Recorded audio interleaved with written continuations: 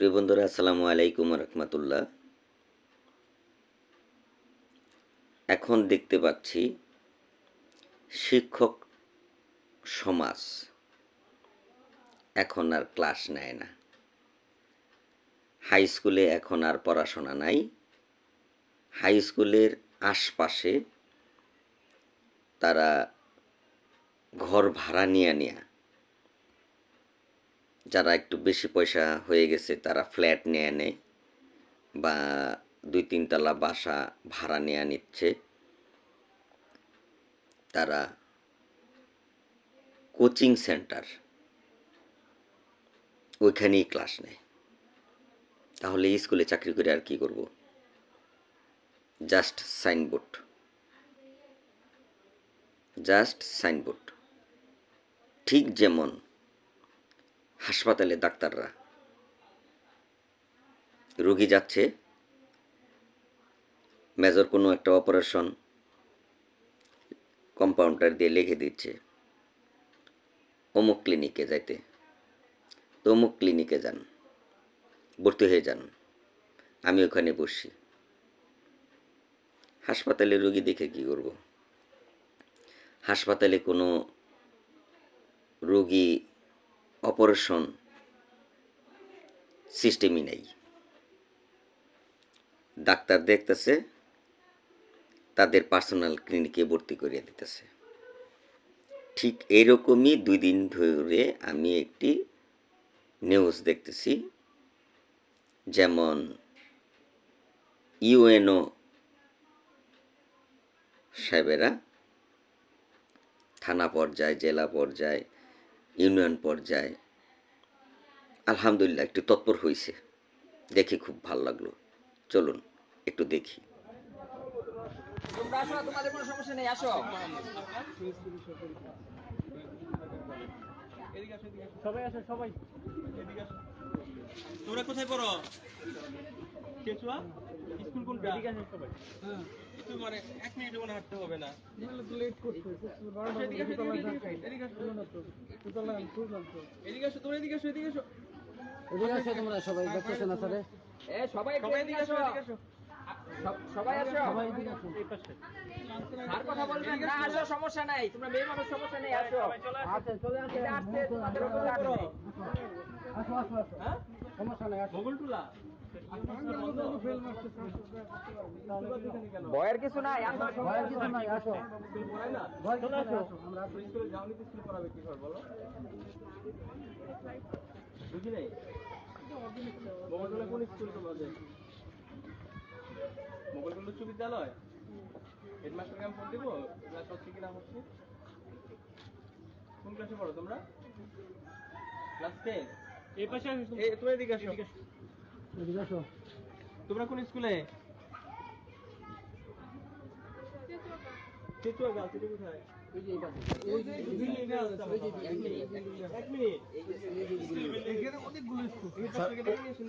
ওই যে স্যার বিল্ডিংটা, ওই বিল্ডিংটা এই হেডমাস্টার আসো।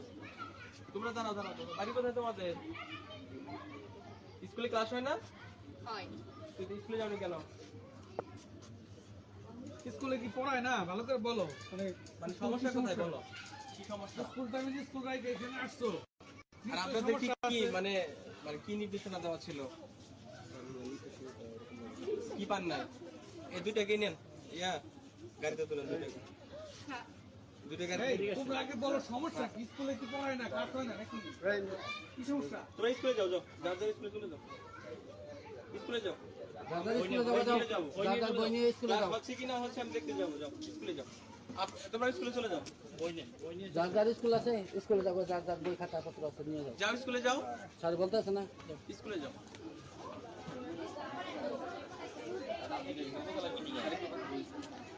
কথা পরে বলো। এই যে দেখলেন যে অবস্থাটা, ক্লাস চলাকালীন অবস্থায় স্কুল চলছে কিন্তু স্কুলে ছাত্র নাই। স্যার কই? স্যার কোচিং সেন্টারে, স্যার প্রাইভেট পড়াচ্ছে। এখন কোচিং সেন্টার প্রাইভেট দুই জিনিস। আমি প্রাইভেটটাকে প্রাধান্য দেব কোন ক্ষেত্রে? আমার ছেলে, আমার মেয়ে একটি বিষয়ে দুর্বল। হ্যাঁ, আমি একটি ভার্সিটি পড়ুয়া, একটা অনার্স পড়ুয়া, হ্যাঁ, একটা মাস্টার্স করতেছে এরকম একজন ছাত্র, একজন ছাত্রী টিউশন করে তাদের এক্সট্রা খরচ চালায়। আমি এরকম একটা ছাত্র রেখে দেব, যেন আমার সন্তানদের একটা এক্সট্রাঅর্ডিনারি আমার বাসায় এসে ওই সাবজেক্টটার বিষয়ে একটু পারদর্শী করে তুলতে পারে। এটা ঠিক আছে। কিন্তু আমি একটু ভালো স্কুলে দিলাম বা একটা হাই স্কুলে দিচ্ছি, যেমন আমার ছেলে বর্তমানে একটা হাই স্কুলে পড়ে। এই ময়মনসিংহে চেচুয়া এই জায়গার মতন জায়গায় যদি এরকম বিজনেস শুরু হয়, তাহলে শহর কেন্দ্রিক অ্যাভেলেবেল আছে। এখানে ওই যে একটু মোটা, এখানে হানা দেওয়াটাও আগেই জায়গা মতো হানা হয়ে যায়। তো সেই সুবাদে হয়তোবা শহর কেন্দ্রিক এটা বন্ধ হচ্ছে না। জায়গা থেকে যদি অভিযোগ হয়তোবা পায়, সেই অনুপাতে হয়তোবা সে নিজে যায় রেড করতেছে, বন্ধ করে দিচ্ছে, তাদের গ্রেপ্তার করা হচ্ছে। কিন্তু এই গ্রেপ্তার এবং এই হানাতেই বন্ধ হয়ে যাবে না। যে সমস্ত স্কুলগুলি, প্রায় অধিকাংশ হাই স্কুল শিক্ষকরা লক্ষ লক্ষ টাকা এই প্রতি সাবজেক্ট এক্সট্রা, কারণ ক্লাস নেয় না তো, নাম রোল নাম্বার ডাকলো, ডাকার পর হ্যাঁ এই সময় হয়ে গেছে, আমি আজকের মতো ক্লাস এখানেই রাখতেছি, তোরা পড়ে নিস। আর ওই তোরা কে কে আছিস ওই আমার এখানে চলে আসিস, আমি ওখানে ক্লাসে সময় গেছে যাচ্ছি।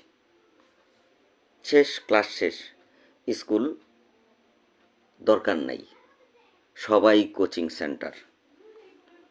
জাস্ট পরীক্ষার হলে পরীক্ষা দেওয়ার জন্য থাকলেই চলবে। সারা মাস স্কুলেরও বেতন দাও, স্কুলের এই ফি সেই ফিও দাও, আবার 10টা সাবজেক্ট আছে, প্রায় 6 থেকে 7টা সাবজেক্টই কোচিং সেন্টারে এক্সট্রা করে টাকা দাও। কোত্থেকে আসে রে ভাই? একজন মধ্যবিত্ত বাবা মার কতটাই পারবে এই সময়ে?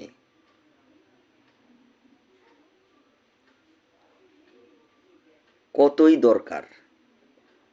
কেন স্কুলে বেতন পান না? এমপিভুক্ত যতগুলি স্কুল আছে, ভালো স্যালারি, এই কোচিং সেন্টারে কি প্রয়োজন? ছাত্ররাও তো স্কুলে যায় না, যায় কি করব? স্যার থাকে না ক্লাসে, স্যার আছে কোচিং সেন্টারে।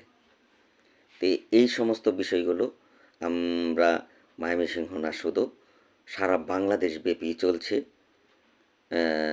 যারা এই সমস্ত বিষয়গুলো নিয়ে কাজ করতেছেন, তারা কঠিন হন এবং এই বিষয়গুলিতে আরও বেশি নজরদারিতে করুন, এই প্রত্যাশা আমাদের যারা গার্জেন